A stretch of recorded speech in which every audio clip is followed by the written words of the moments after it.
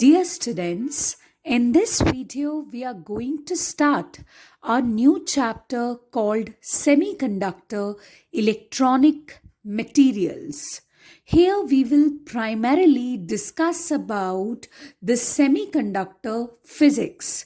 We will discuss that how the materials are that do not have that neither have too low conductivity nor they have too high conductivity. So what kind of materials are actually these semiconductors? We'll discuss about that.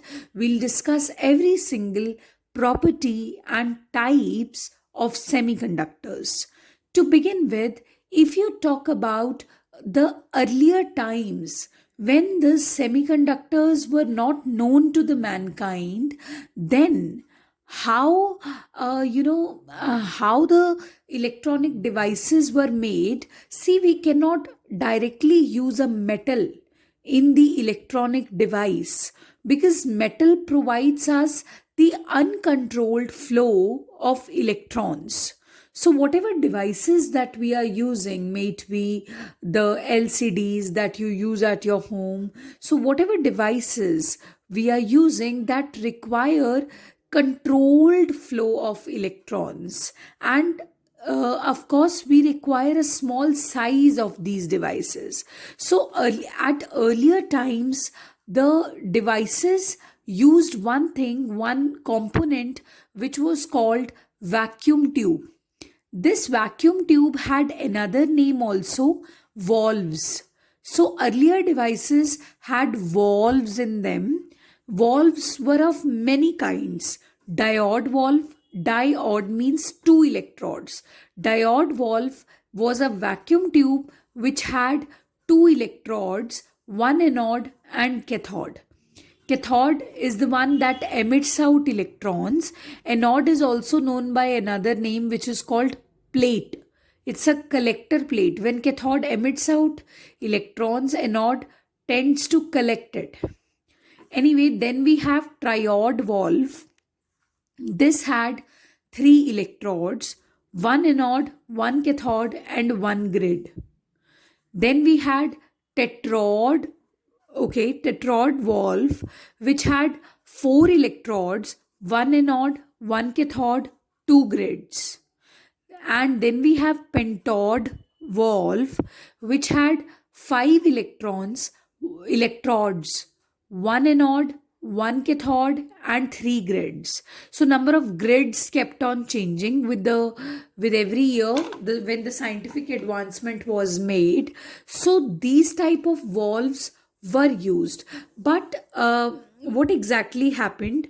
The voltage between anode and cathode was varied so that we can have a controlled flow of electrons and the device works smoothly. But the problem was these vacuum tubes which were used in any type of electronic device, these vacuum tubes operated on a very large voltage above than 100 volts. Okay, above 100 volts. So these vacuum tubes started posing a problem because of their high operating voltage also. So after that, the discovery was done regarding semiconductors. Semiconductor junctions were they came into existence. Semiconductor diodes came into existence. So they were the perfect replacement of the vacuum tubes that I had discussed before. So what were the advantages of them? I'm discussing the history of semiconductors basically. They are small in size, very, very small in size. Have you ever seen how the size of computers have reduced? Now you just have a plate type of a monitor. So all this has become possible because of semiconductors. Okay, now instead of using vacuum tubes, large vacuum tubes, computer technology uses semiconductors so that the compact size of the electronic device can also be obtained. Anyway, so semiconductors are small in size. they operate on a very very less voltage as compared to a vacuum tube. Like vacuum tube needs more than 100 volts to operate, but semiconductors are operated at a low voltage. Okay, they consume less power, they have a long life, they provide you high reliability. Like semiconductor devices are unlikely to suffer from damages, so they have a high reliability factor also. So all this is the history of semiconductors. Now we need to discuss how the materials are classified on the basis of their conductivity and resistivity. Conductivity is denoted by sigma. Conductivity means the ease with which the charge carriers can actually pass through a material. Like you have certain material, okay, and the charge carriers are going, they are passing from one end of that material to the other end. So the ease with which they can do so is referred as conductivity sigma, and resistivity rho means the hindrance to the path of the charge carriers, which means a kind of resistance.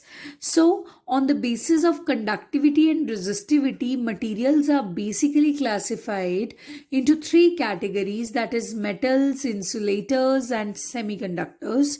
So what are conductors or metals? So they have very very high conductivity. If the charge carriers are present on one end of a metal, that charge carrier is very easily, it's very likely to pass through the other end without facing too many obstructions. So it has a very high conductivity, less resistivity. And what are the perfect examples that you can keep in this category? Aluminium, copper, silver, gold. So all of them are metals and they are conductors too. So they perfectly conduct electricity. Okay, they allow the charge carriers to pass through them very very easily. Anyway, we need to discuss the best metal, the best metallic conductor, and that is silver. Silver almost, it conducts all the charge carriers, so it is known as the best metallic conductor. Next, we have insulators. So, what are insulators? Insulators have very low conductivity. They do not allow the charge carriers to pass through them at a greater ease. So, yes, they have low conductivity and they have high resistivity value. Resistivity means the hindrance to the path of the current. So, what come under the category of insulators? Rubber, plastics, etc. Then we have semiconductors. Semiconductors are, they are that class of solids which neither have too high conductivity like conductors, nor they have too low conductivity like insulators. So their conductivity and resistivity values lie in between that of a conductor and an insulator. Okay, what examples do we have? We need to discuss the two types of semiconductors. Semiconductors are primarily the focus of this chapter. So you need to know that semiconductors are categorized into two categories. We have elemental semiconductors, we have compound semiconductors. Talking about elemental semiconductors, they are the ones which are found in a pretty natural form, in a pretty free form. They are not compounded. So yes, elemental semiconductors are the ones which are naturally easily available in nature, and we have examples too here, like silicon, germanium. In chemistry you often study periodic table, right? So the p block elements that are there, silicon, germanium, that carbon family, that is a good semiconductor family. Okay, so next we have compound semiconductors, where the metals are not, where the semiconductors are not found in a free form. They usually compound with each other to form these type of semiconductors. We have cadmium sulfide, we have gallium arsenide, we have indium phosphide. All of them are inorganic semiconductors, but can you see the two elements combining with each other to give a semiconductor in totality? So yes, they are known as compound semiconductors. Anthracene is an example of an organic semiconductor. Okay, so yes, in this video we discussed about the categories of solids on the basis of conductivity and the history of semiconductors.